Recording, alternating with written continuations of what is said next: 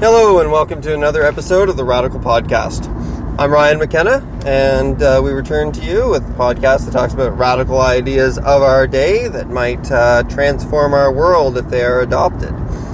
Some radical changes in thinking about ourselves, about our society, about just how we go about things and how we view some of the things we take for granted in our lives. Today I want to talk about a phenomenon that I think is deeply connected with all of these notions, and that is Anonymous. Anonymous is the internet so-called hacker group. Really, they are a collective like all of us are, but kind of a microcosm of the whole. Just a little bit of background, I've followed Anonymous and I found them fascinating since close to a decade ago when they emerged on 4chan. For those of you who aren't familiar with 4chan, I would not recommend going there without a little bit of forewarning. So, just so you know, the nature of 4chan, especially the random board that Anonymous basically came out of, the nature of it is that everyone, by default, posts as anonymous. Not with your regular name, but as anonymous. And when this website was maybe not in its infancy, but certainly in its toddler days, there was very little moderation of any sort going on. It was, in effect, a free-for-all.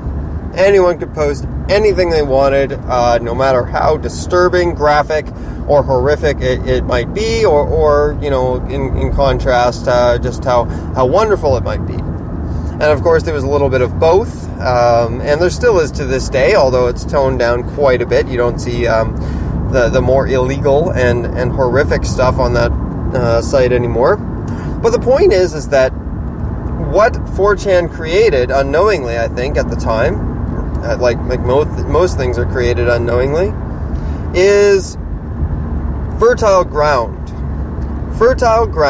for ideas to be exchanged without fear of censorship, without the ego playing a really big role. Because if you remember, the ego had nothing to do with it because you're posting as anonymous.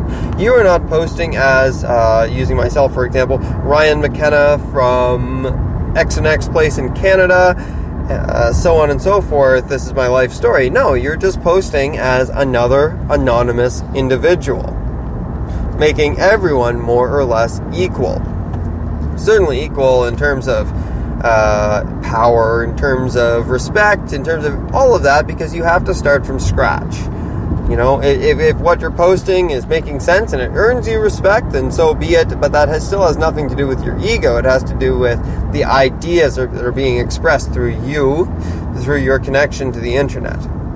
So I don't want to digress too much, but just remember that the elimination of the individual identity produced an environment where people spoke freely, and out of which a collective emerged, a group that defies definition. What is the implication of this with regard to consciousness and with regard to a radical change in how we approach the world? Well, this to me is especially given the momentum that Anonymous has had and still has, the evolutions that it's undergone.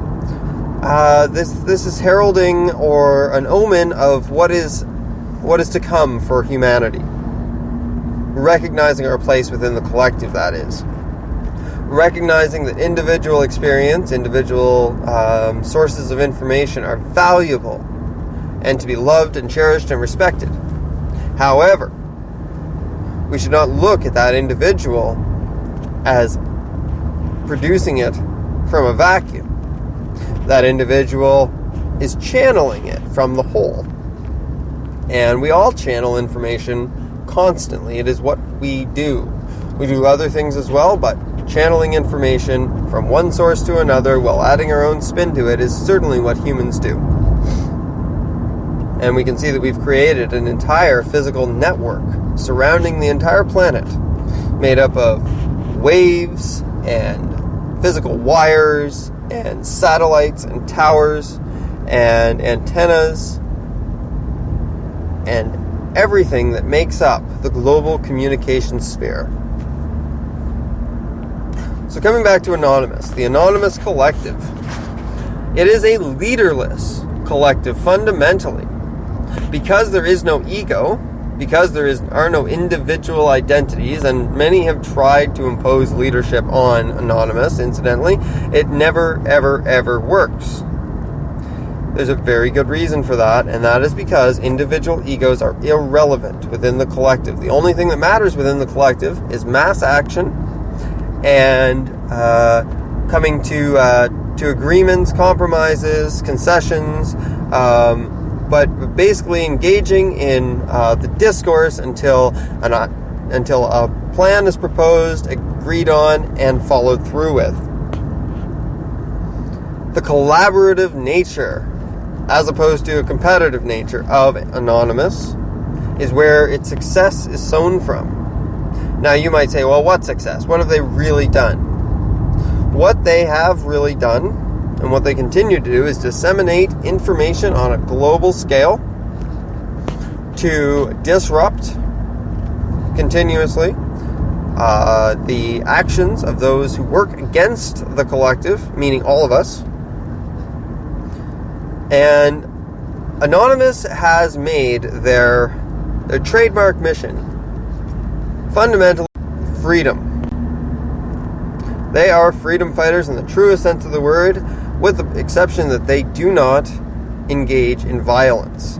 And that is an absolutely crucial part of this. Their weapon is ideas. So the spread of ideas, not necessarily always correct ideas, it should be remembered, but radical ideas that would not otherwise make it to the public understanding. They would not otherwise make it all across social media. These ideas of, for example, the TrutherBot network. If you're on Twitter and you search TrutherBot, you are going to find an awful lot of accounts. The purpose of these accounts is simply to tweet and retweet radical information. And they do so all day long, every day. Their job is to share and provoke discussion, whether or not they know that's their job. The Anonymous Collective works like a beehive. Each unit operating in what seems to be an individual way, but in concert with the whole, and ultimately producing a result that is cohesive. It's still growing. It's still emerging. To say that Anonymous is finished, to say that it is a product that is going to remain status quo, well, it's neither of those things. It's not a product. It is a natural force. That might seem odd to you because you see it coming out of what most people define as unnatural machinery. Machinery and residing only in what you might consider to be unnatural. But it should be remembered that we are nature. We are governed by the laws of nature. Our actions, our decisions, our ideas, our thoughts all come out of the whole, which is nature. That means anything we produce, whether it's functional or dysfunctional, is natural. But we can see in Anonymous, we can see it growing like a tree. You can see the seed being planted way back when, the fertile ground and the seed of consciousness entering it, the seed of ideas. We can see the individuals coming around the ideas and wanting to protect that environment, wanting to protect that fertile ground from any sort of contamination, any sort of contrary process. One of those processes is any form of censorship. We have seen many times when a government tries to impose anything that is not considered net neutrality, and corporations do so. We can see Anonymous fighting against that and spreading information so that the people are made aware of things that most would rather they not be aware of. So how does Anonymous reflect on the whole? Well, we can see that within the collective, as I said, it's a microcosm of virtually everything. All the types of identities and genders and ethnicities and life experiences that you encounter on your day-to-day life that exist within this world, they all exist within Anonymous. It is a global, diverse collective. It represents the diversity of the whole in a very true way. It represents the power of a collective, the power of relinquishing the ego and working with one another for a common cause. So, Anonymous is this ego battle, this ego solution, really. Not taking our identities too seriously, that is. Anonymous is that. Anonymous is all of us. It really is. You can be anonymous. It doesn't take a membership card. It doesn't take anything beyond going online, figuring out what Anonymous is about, deciding if you agree with it, and then being it. Being anonymous only means surrendering your identity.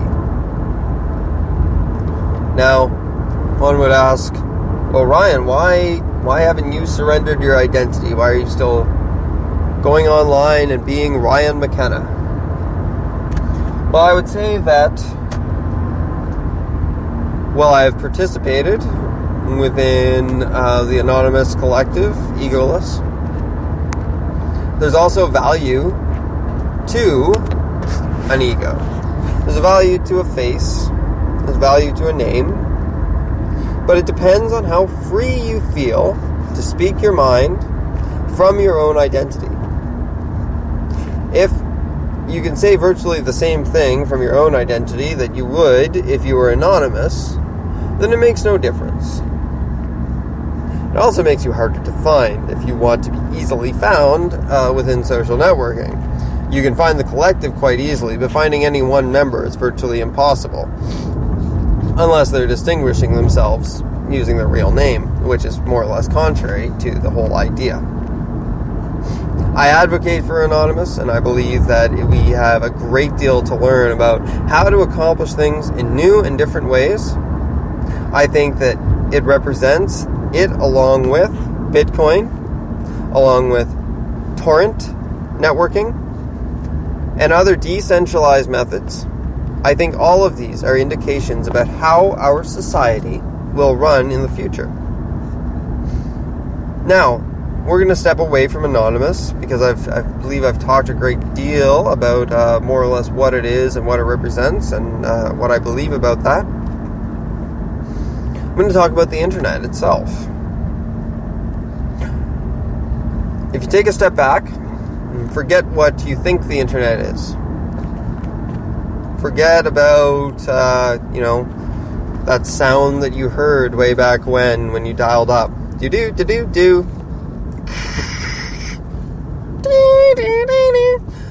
And so on. That's not the internet.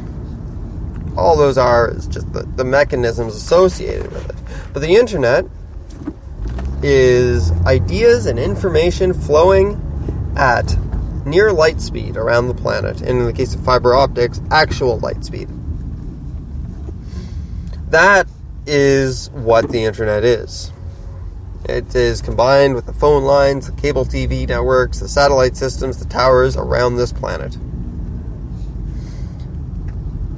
What we're missing when we look at this, if you look at it objectively, it bears a great deal of resemblance to a neural structure. Not necessarily one complex enough to give rise to imagination, but certainly one complex enough to connect all of us. As I say, we are nature. The whole planet, indeed the whole universe, governs what we do as a society. None of it happens because humanity has simply exerted its will on the planet and exerted its will on nature. No, we are always operating through nature's will because we are nature. Nature flows through us in every way. The water that makes up most of you was once lakes, clouds, streams, rivers, rain, and virtually every other living being on the planet. That water was part of everything at one point in time. Those molecules you consumed. And if you go far enough back, the hydrogen in the water was part of a star. Part of the primordial emergence out of the Big Bang, the Big Compression, the Big... whatever you want to call it. The start of the most recent cycle. You're everything. So that means that everything we produce is in accordance with nature, whether or not it is dysfunctional. The dysfunction, so far as I can see it, exists for the purpose of understanding dysfunction. All of it is a lesson. Every time we feel pain in our lives, for instance, as a child, when you don't know that something is hot, and you touch it and you get burned, you learn from that pain. That's not to say it's the only way we can learn, but it's certainly a powerful teacher, depending on how it's wielded. Well, the pain that we are feeling right now is a direct result of the dysfunction in this world, because we have not yet arrived at the point where we understand the nature of systems, the interconnectedness of everything. Once we realize the interconnectedness of everything, that's when the dysfunction will start to be reduced.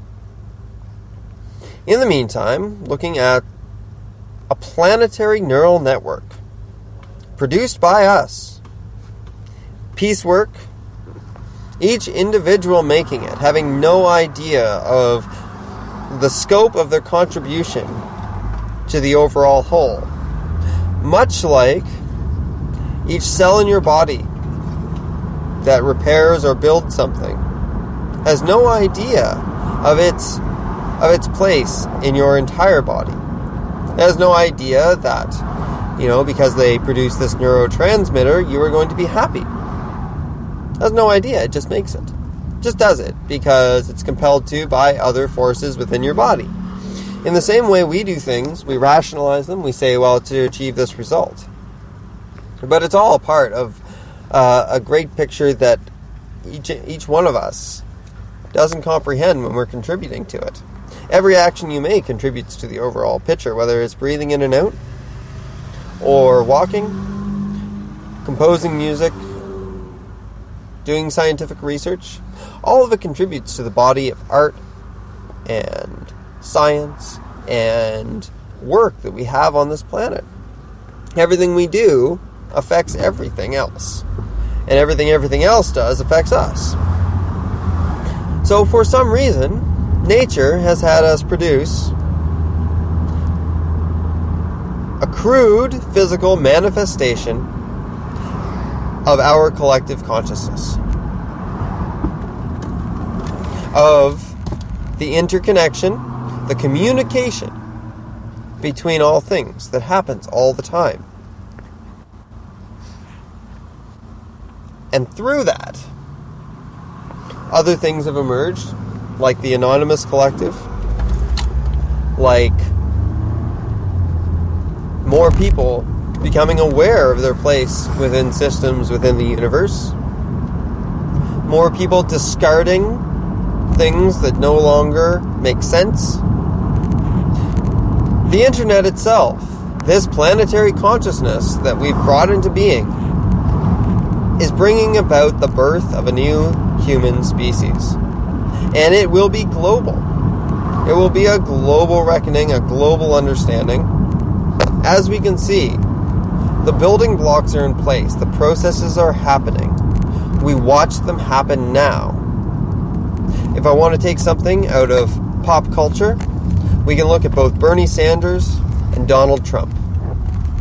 Both represent the average person's complete and utter contempt for the systems we're currently operating within. They both represent an understanding that what we're currently doing is not working. In a great deal of ways, this has to do very much with Anonymous, has to do very much with the internet, has to do with very much with our collective unconscious and our collective consciousness, both the physical and the unseen, the transcendental. All of these emergences of a new way of thinking, whether we consider them to be right or wrong. For instance, in the case of Donald Trump is promoting a change from the other way of doing things. His supporters feel that he's offering brave solutions, bold solutions, strong solutions, something that the previous establishment never offered them. Now, whether their belief in this is born out of reason or fear is highly debatable. My personal feeling is that Donald Trump lives on fear. He survives on fear, on the fear of others. He invokes it no matter what, because he knows that fear is a powerful motivator. It is something, if you say, this is something to be scared of, but don't worry, if you elect me, I'll take care of it. Well, if you've only got fear to sell, then you haven't got anything at all. Bernie Sanders, on the other hand,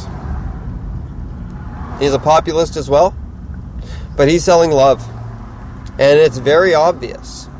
And I would go so far as to say that there are many, many more seeking love than seeking fear. Many more buying into love, as they well should, than seeking fear. Because it makes sense. Behaving compassionately. Being kind. Discarding greed. All of these things are fundamentally important to a transformation of the human species. And we're seeing it play out in front of us right now. We truly are.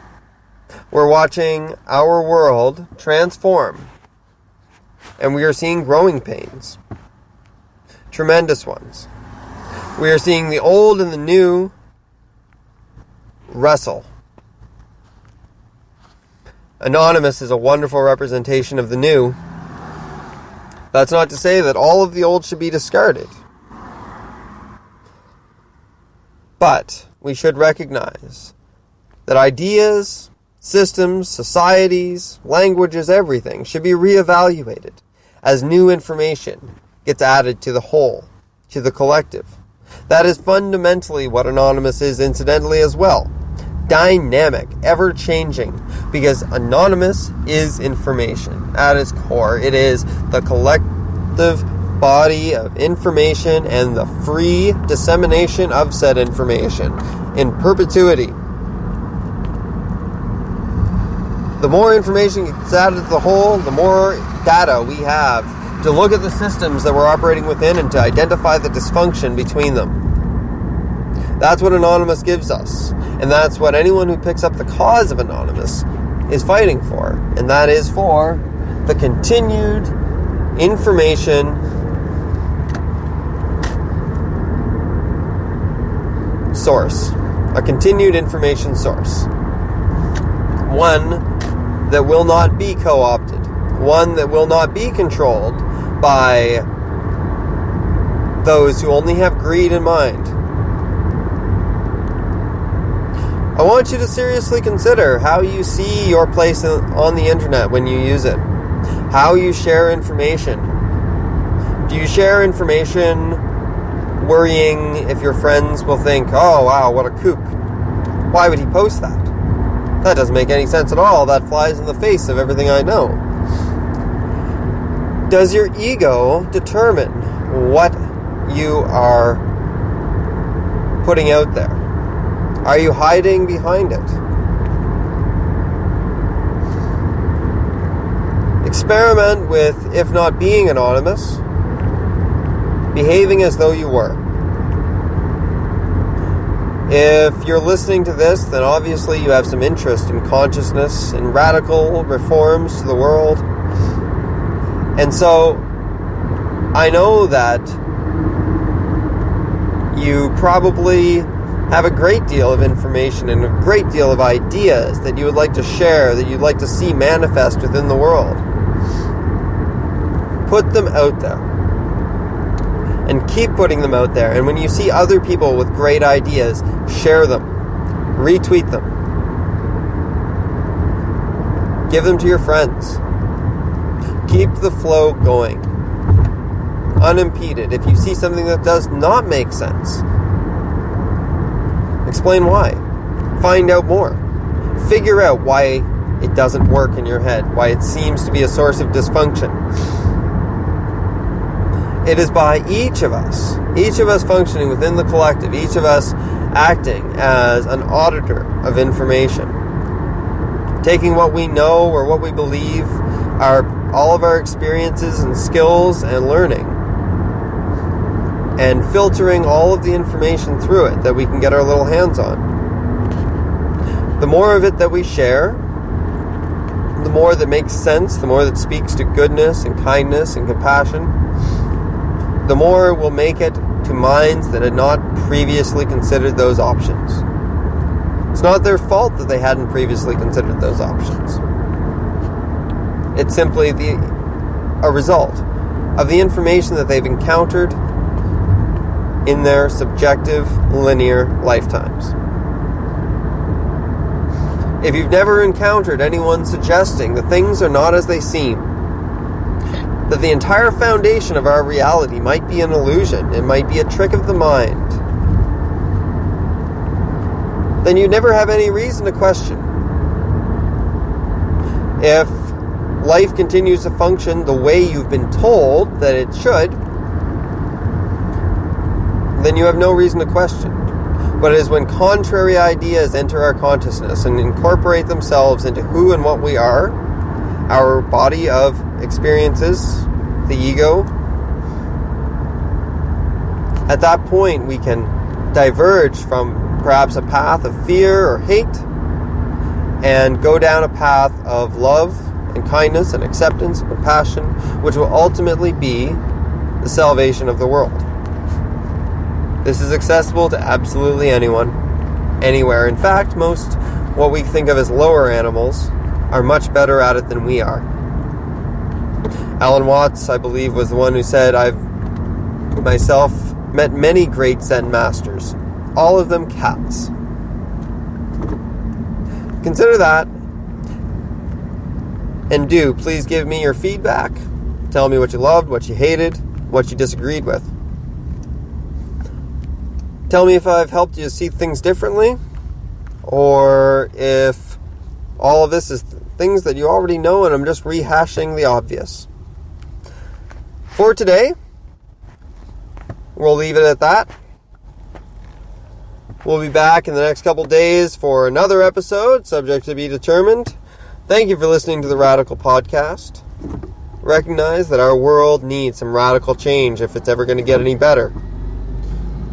Things have to change big because things are big time obsolete and big time dysfunctional. That requires a strong collective will. Signing off, I'm Ryan McKenna. Have a great day.